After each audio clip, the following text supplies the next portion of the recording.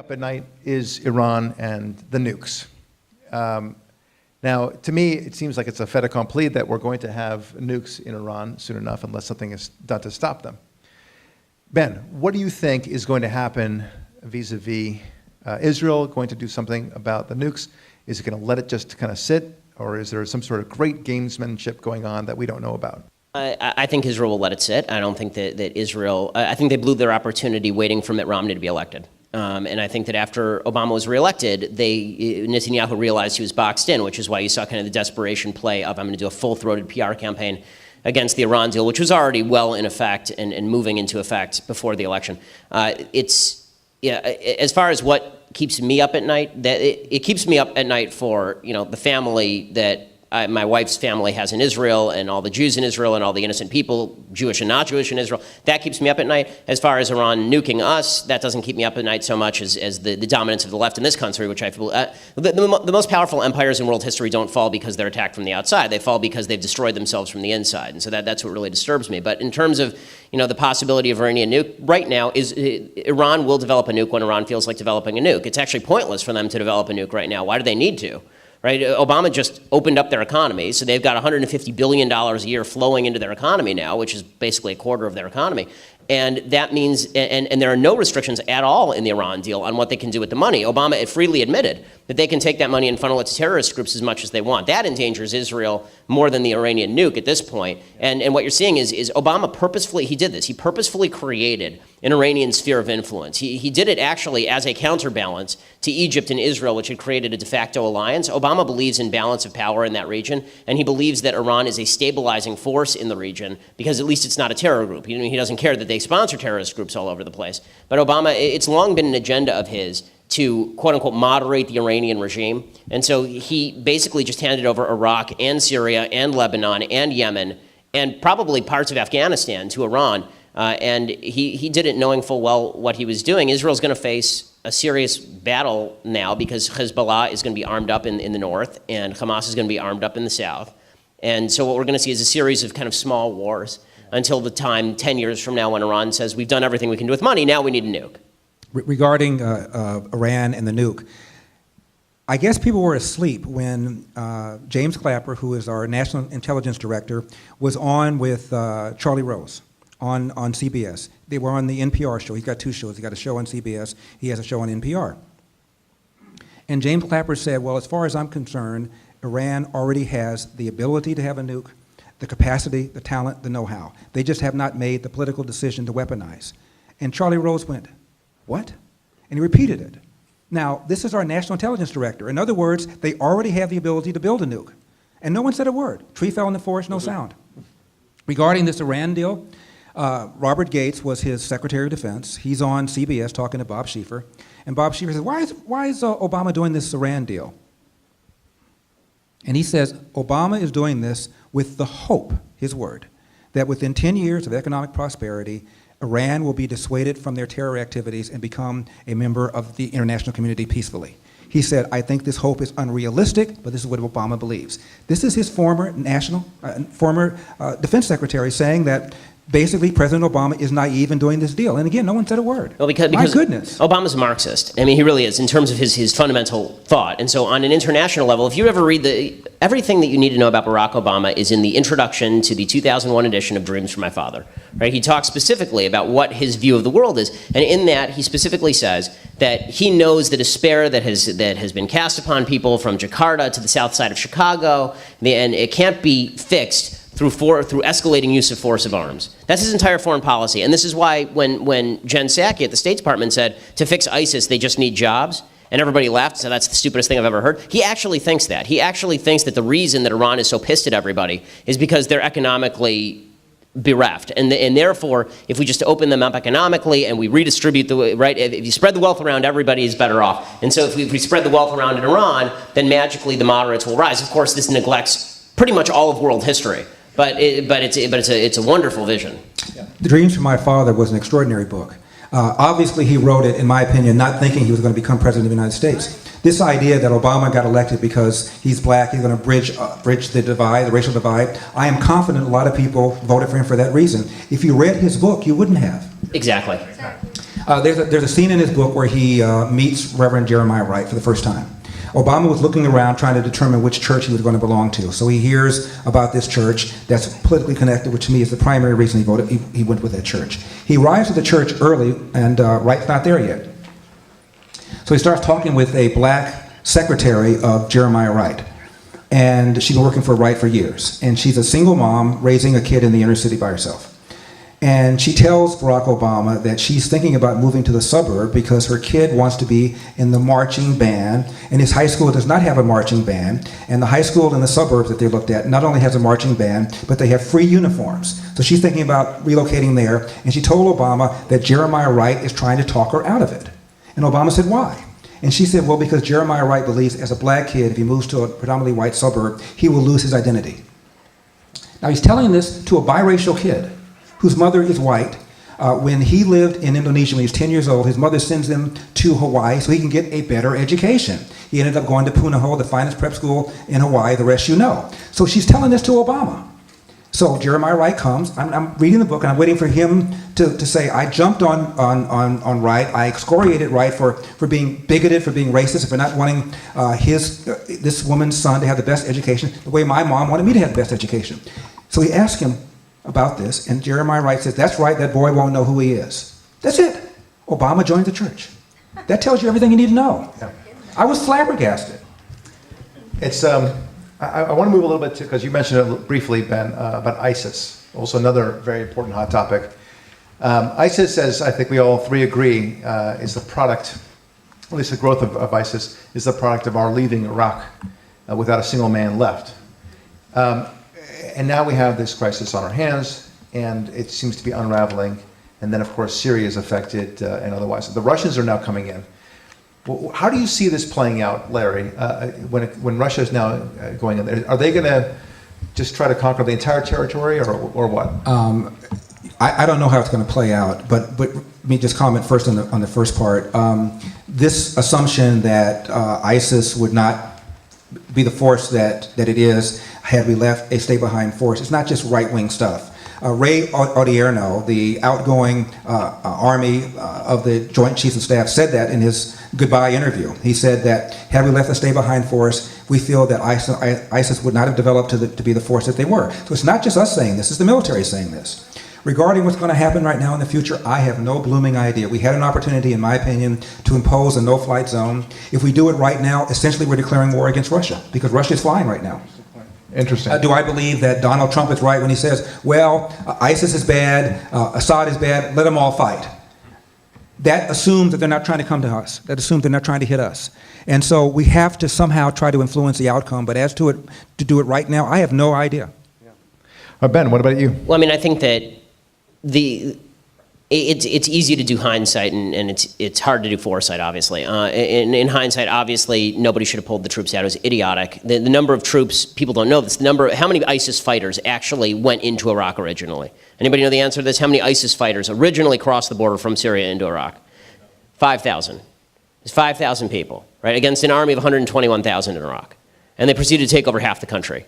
And that's because the army in Iraq was incredibly weak, right? And because, as always, the left in the United States believes idiotically that if people are really, really into fighting for their country, they'll just do it. They said this about the South Vietnamese. When we pull out, they'll fight for themselves and it'll be fine, right? They said this over. They said this, by the way, in 1918 when the Reds took over. There was the White Russians versus the Red Russians, and we actually had troops in Russia. And Britain sent troops to Russia also. This idea that the communists and the Americans never fought is not true historically. Right after World War I, there were actual U.S. troops who were killed in Russia. And we pulled out because Woodrow Wilson said, well, if the Red Russians want it, they'll take it. And if the White Russians want it, they'll take it. And so the same thing sort of held true there. We pulled out, and Obama said, let God sort them out, basically. They'll figure it out. Vladimir Putin is not crazy. He's certainly not stupid. Vladimir Putin is a power politician down to his bones, and he is the most successful Russian leader since Stalin. What he is doing right now is unbelievably audacious, and he knows he's got a sucker in the White House, and he's going to continue pushing until there's no pushback. or until there is pushback, rather. And what he's done, you have to see what Putin's doing as part of a chain, right? So first he starts off and he tries to push Bush by invading Georgia. And so he takes over part of Georgia at the very end of Bush's tenure, and Bush pushes back a little bit, but not enough, and he ends up maintaining part of Georgia as now Russian territory. Then Obama comes into office, and Obama, after Bush was already weak on Russia, after Bush was already too weak on Russia, he comes into office, he says, we're going to reset. Sorry, he was too strong. We need to reset now. And so Putin looks around and says, okay, well, I'm not going to leave Medvedev in charge, right? I mean, now I've got my man. I'm coming back. And so he came back, and then he proceeded to invade Ukraine under the same guys that Hitler used to invade Czechoslovakia. Right? He invades Crimea, which is part of Ukraine, and he does so under the guise that Crimea has a bunch of ethnic Russians who are being set upon by the locals, right? Which is exactly what Hitler said about Czechoslovakia. And so he has to invade there, and Obama does nothing as the entire country is overrun, and as Russia starts shipping in Russian forces to Ukraine proper. By the way, Russia, I mean, understand, Vladimir Putin has shot down not one, but 2 civilian airliners while he's been the current president of Russia, and the West has done nothing. Right? He shot down that Malaysian flight recently, and then before that, he shot down the flight that had like half the Polish government on it, because he didn't like the Polish government, so he just shot it down. Right? And nobody did anything. And so now he looks in the Middle East, and he says, okay, Obama clearly wants out of here.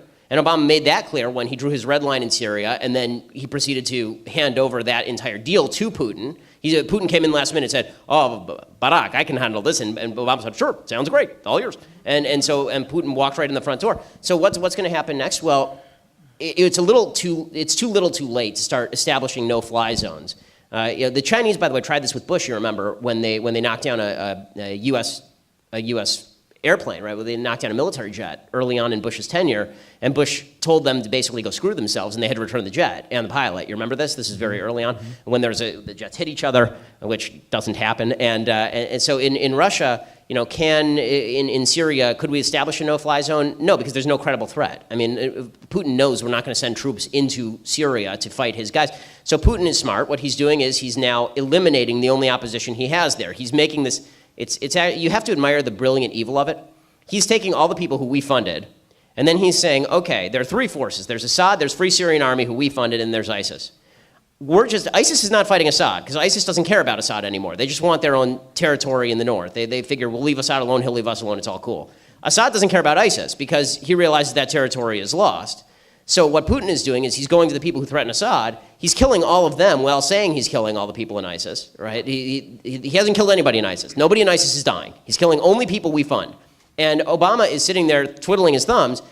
Within the next month, basically, there will be no opposition to Assad. So there will only be 2 forces in Syria, at which point it's Assad and ISIS. And then the United States has the choice. Do we side with Assad or do we side with ISIS?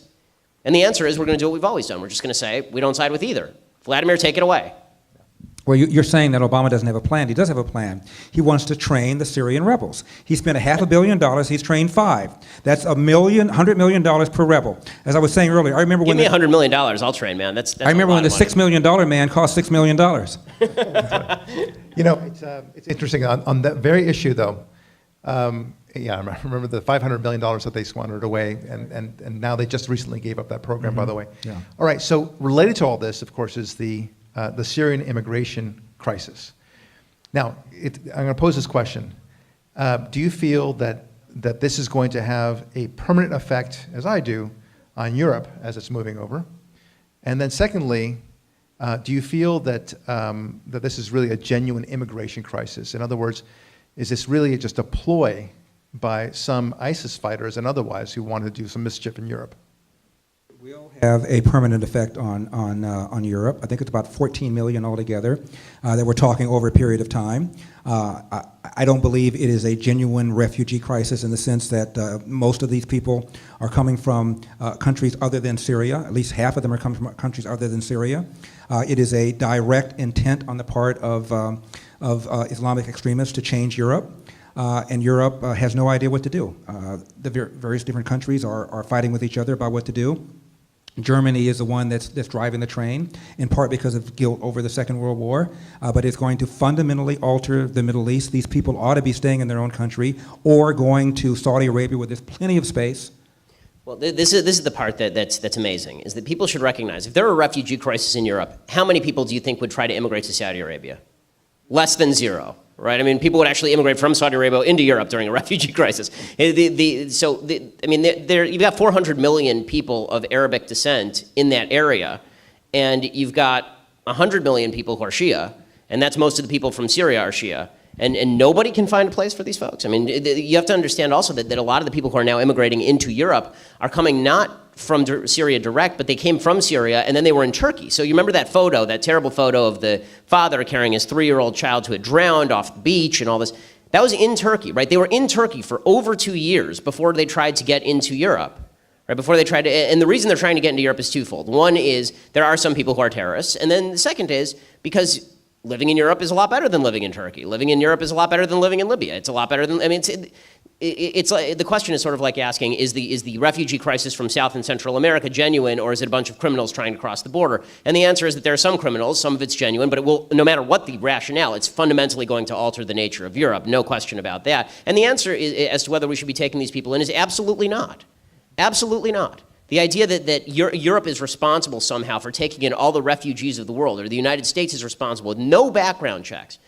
How do you background check anyone from Syria? You call Bashar Assad's government and ask what Mohammed's background is? It just, how does that work? Practically speaking, it doesn't work. And so what exactly do you do? The answer, and if you really feel bad, just sign a check to the Saudi government and tell them to take them in. But the problem, of course, is that the refugee problems in the Middle East are almost entirely because Arabs and Muslims refuse to take in other Arabs and Muslims. The reason Palestinians are still living in refugee camps 70 years after the founding of the State of Israel is because none of the other Arab and Muslim states would take them in. And they're literally living in refugee camps in southern Lebanon, right, which is a Muslim state. They're still living in refugee camps in Jordan. Why are there refugee camps? Nobody ever answers this. The UN refugee program, the UNRWA, was specifically designed for the Palestinian refugees back in the 1950s, and it's still around now. Have you ever heard of such a thing? I mean, it demonstrates once again that for a lot of people in the world who tend to decry colonialism and imperialism as the greatest of all evils and we can never impose our values on others, well, they're forcing us to impose their values on them in the sense that they're coming to our countries where theoretically we have to impose our values on them, but then we refuse to do so. More money has been spent on these refugees per capita than was spent during the Marshall Plan. You mean the, oh, okay. Yeah, and they're still refugees. More money has been spent on these refugees per capita than we spent during the Marshall Plan. You're talking about the Syrian refugees. Yeah, I'm talking about Palestinian refugees. Palestinian refugees, by the way, I think that the reason why they're not incorporated into the other Arab countries is simply because they don't want them. They serve better as political pawns. Yeah. And then that's true of the Syrian refugees as well. All you have to know about the Syrian refugee crisis is the sex of the people who are now the refugees. If you look in the Middle East, 72%. Right now, that's right. 50% of all the refugees in the Middle East are male, 50% are female. 72% of all the refugees who are entering Europe are male. Okay, so what happened to that percentage? Well, what happened is all the women stayed behind in the Middle East while the men went ahead and immigrated, or all the young men who were single immigrated. But either way, it's not good for the European states. Mm-hmm. What I can't wrap my mind around is Angela Merkel. She knows that there's already an immigration crisis in Europe, in her own country, and that there's a lot of talk about Islamic terrorism and Sharia law and such. Right. And she sees this crisis and says, let's bring in 800,000 more, which is going to be more likely 1 million at the end of the year, right? So, and has asked the other countries in the European Union to accept their, quote, fair share, right. Close quote. Well, I mean, there's a reason that some of the political leaders in Europe are accepting a lot of refugees, and that's because the refugees vote one way. I mean, 98% of Muslims in France voted for François Hollande in the last French election. You think he wants more refugees or less refugees? Yeah. Well, I mean, that wouldn't explain Angela Merkel, though. She's ostensibly on the Conservative Party. She also is setting up. I mean, there's some German domestic politics at play as well here, but one of the things that happens is that there is a far-right threat in Germany that she is afraid of, and so she's trying to create more of a. Yeah. She's trying to create more of a gap between herself and a lot of those folks. Oh, very interesting. What about the immigration? Oh, okay. Hook. Is it time now for the Q&A? All right, let's. Obviously, Iran is a huge issue. And on the left, I just hear that Obama's doing the right thing. And on the right, you know, if we want to get rid of the Iran deal, then there's two arguments that I think. Either we make a deal that is perfect, or, so what's the alternative? I mean, truly, maybe war? I mean, what's your guys' opinion on that? You can go right next to it. I hear that a lot, okay, this is not a great deal, but it's better than the alternative. The alternative is that Iran gets a bomb within X number of months or years. If we are unwilling, we and Israel are unwilling to use force to stop him, to stop Iran, you're right. You're right. So if we're taking force off the table, you're right, this is the best we can do. Why take force off the table? I didn't say you did. I'm just saying if the premise is nobody wants to go to war to stop Iran from getting a nuke, they will get a nuke. That's all I can tell you. Well, any deal has to be backed by threat of force. Otherwise, it's not a deal that's worth having. But I seem to remember a very famous politician saying just a few years back that Iran was a tiny country, didn't really provide a threat to the United States, that we could decimate their military in just a matter of days. And the politician's name was Barack Obama. He said it in 2007. And the fact is that when people say the only alternative is a deal or war, well, no, the alternative is we can kick their ass and not go to war. I mean, seriously, like this is an actual alternative. Do they really believe we don't have to invade Iran in order to knock out their nuclear facilities? We don't have to invade Iran in order to decimate their oil production capacity. We don't have to invade Iran in order to target all of their leadership and kill them in their homes. I mean, Israel's been killing their leadership for years, and they're not at war with Iran. So this idea that this ridiculous idea that the only alternatives in the world, Obama's such a fan of straw men. I mean, he must just have a barn out back that is full of them, and every so often he drags one out and he burns it in front of everyone. And but this straw man that the only choices are negotiation or war. No, the other choice is that we can bomb people and not go to war. We've been doing that for how many decades in the United States? Have we had little wars or bombing campaigns? I mean, Bill Clinton bombed Somalia, right? We didn't go to war with Somalia. He bombed Yugoslavia. We didn't lose it, and that was an actual full-scale war. Barack Obama went to war with Libya for no reason. Right? I mean, this is the guy who's now the pacifist. So we can't go. We could never use military force in Iran, but we can bomb Gaddafi for what? For what reason do we bomb Gaddafi? So that was a great war. Bombing Iran would be the end of the world, and they would definitely then they'd hit us back with what? Their non-nuclear weapons. I mean, I think one of the great problems is that people have bought into the Colin Powell BS that you break it, you bought it, and that's nonsense. You break it, you absolutely didn't buy it.